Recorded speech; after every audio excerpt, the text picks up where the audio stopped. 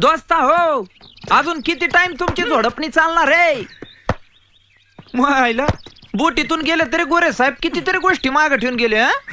अरे तुझा बाप पण भारी असला पाहिजे रे, तुला युवराज नाव देऊन टाकलं ते. देऊन टाकलं?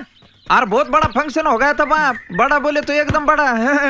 आमचं गाव मराठवाड्यातलं ना, बोले तो पुरखो की निजामी सब.